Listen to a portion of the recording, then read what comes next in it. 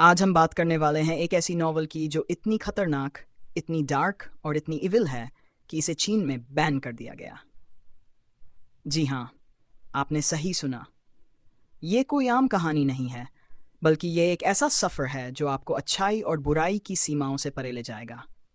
एक ऐसी दुनिया जहाँ सिर्फ ताकत की पूजा होती है, जहाँ नैतिकता कोई मायने नहीं रखती और जहाँ जीतने के लिए किसी भी हद तक जाया जा सकता है। लेकिन रुको, क्या आप इस अंधकार भरी दुनिया को संभालने के लिए तैयार हैं? क्योंकि एक बार जब आप इस सफ़र पर निकलेंगे तो फिर पीछे मुड़कर देखना नामुमकिन होगा। तो चलिए डूबते हैं मास्टर ऑफ गू की रहस्यमयी और रोमांचक दुनिया में। बस आप इमेजिन करते जाए और मेरे साथ इस सफ़र का हिस्सा बनिए। फैंग युआन ने उसे प्राप्त तो कर लिया था, लेकिन वह उपयोग करने योग्य नहीं था। इस बार जानवरों के झुंड पर यू कबीले के बुजुर्गों की निगरानी थी और बिजली भेड़ियों का हमला केवल एक मामूली घटना थी। यू कबीले के उच्च अधिकारी तुरंत हरकत में आ गए। तीन बुजुर्गों ने अपनी अपनी टीमों के साथ स्थिति का तेजी से आकलन किया। ठीक 10 मिनट बाद, जब फैंग युआन अभी भी जंगली सुअर के पेट के अंदर था, तो उसने बाहर से लड़ाई की आवाज़ें सुनी। बिजली की कड़कड़ाहट और बिजली भेड़ियों की दहाड़ हवा में गूंज रही थी। बिना किसी हिचकिचाहट के उसने महिला गू मास्टर को खींचा और बाहर कदम रखा। उसका पूरा शरीर खून से लथपथ था। फैंग युआन को बिजली भेड़ियों से डर नहीं था, लेकिन वह इस बात को लेकर सतर्क था कि कहीं वह युद्ध में फंस न जाए। यदि कोई गुमास्टर गलती से उसे ही निशाना बना लेता तो यह एक दुर्भाग्यपूर्ण आपदा होती। फिर इसकी जिम्मेदारी कौन लेता? अचानक जंगली सुअर के पेट से एक खून से सना हुआ शरीर बाहर निकला, जिसे देखकर बिजली भेड़ियों से लड़ रहे गुमास्टर दंग रह गए। फैंग युआन का पूरा शरीर खून से सना था। उसका पैर अब भी जंगली सुअर राजा की आंतों में उलझा हुआ था।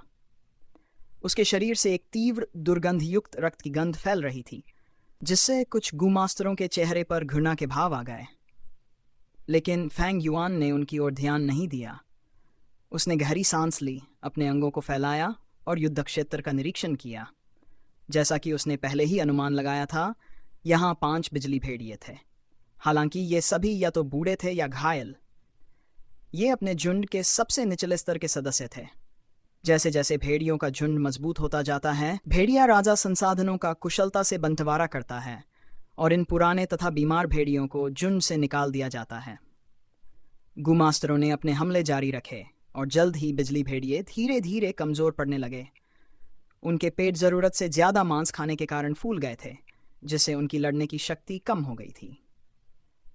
दूसरी ओर गुमास्तरों की सहायता के लिए आई नई टुकड़ी के पास अभी भी भरपूर मात्रा में प्रारंभिक सार प्रिमोर्डियल एसेंस था, जो युद्ध के लिए बेहद आवश्यक था।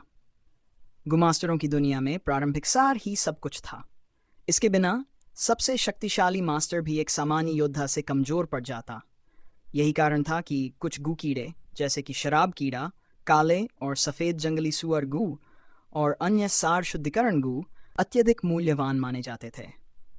उदाहरण के लिए, शराब कीड़ा प्रारंभिक सार को शुद्ध कर सकता था, जिससे गू मास्टर अपने भीतर अधिक ऊर्जा संग्रहित कर सकते थे। कुछ समय बाद युद्ध समाप्त हो गया। 5 बिजली भेड़िए मारे गए और अब उनके झुंड से कोई और समर्थन नहीं आया। आखिरकार उनके जानवरों का समूह अपनी शक्ति खो चुका था। युद्ध क्षेत्र लाशों से पच चुका था और जमीन खून से सराबोर थी। 5 गुमास्तरों की टीम में से एक स्काउट सतर्क खड़ा रहा, जबकि अन्य 3 ने अपने शेष प्रारंभिक पत्थरों का उपयोग करके अपने सार को पुनः भरना शुरू कर दिया। लेकिन चिकित्सा करने वाला गुमास्टर घायल महिला गुमास्टर की लाश के पास झुक गया। वह मर चुकी है। उसका स्वर गंभीर था। उसके चेहरे पर दुख की छाया थी, मानो वह उसे जानता हो। फैंग युआन ने यह सब बिना किसी भावना के देखा। जिस महिला को उसने बेहोश किया था, वह अब मृत पड़ी थी। उसका एक हाथ और एक पैर गायब था और भेड़ियों ने उसकी इतनी बुरी तरह से नोच खसोट कर दी थी कि उसकी हड्डियां तक दिख रही थीं। लेकिन असल में उसकी मौत का कारण ये घाव नहीं थे। बिजली भेड़ियों के दांतों में बिजली की शक्ति होती थी। बेहोशी की अवस्था में उनके काटने से लगे बिजली के झटके ने उसके दिल को रोक दिया था।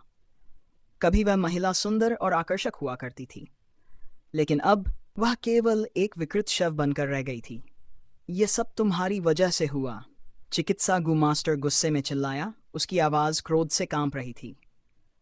एक आदमी होकर भी तुमने एक महिला को मरने के लिए छोड़ दिया। तुम्हें शर्म आनी चाहिए।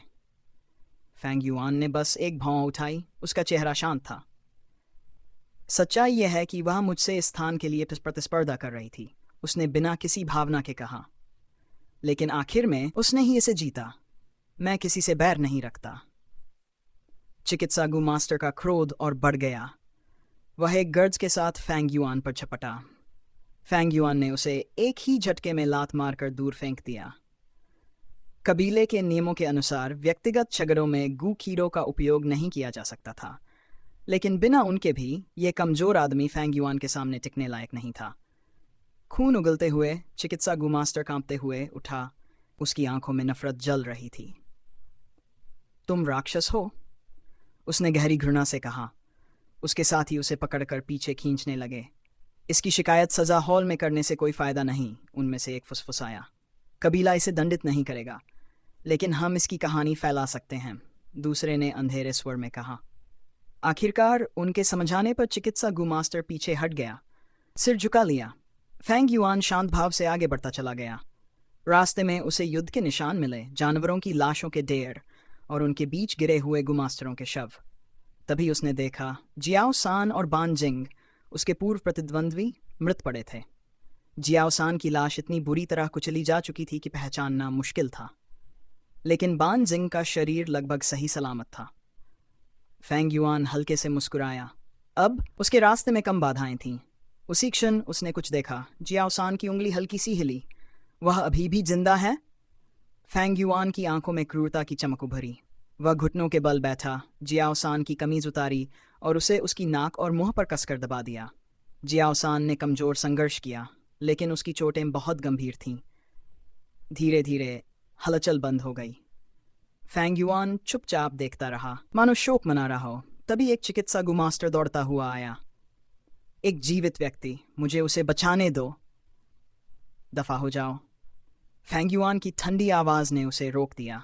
ठंडी हवा चली और फैंग युआन के होंठों से केवल एक वाक्य निकला, जो मर चुके हैं मुझे उनके लिए और बेहतर जीना होगा।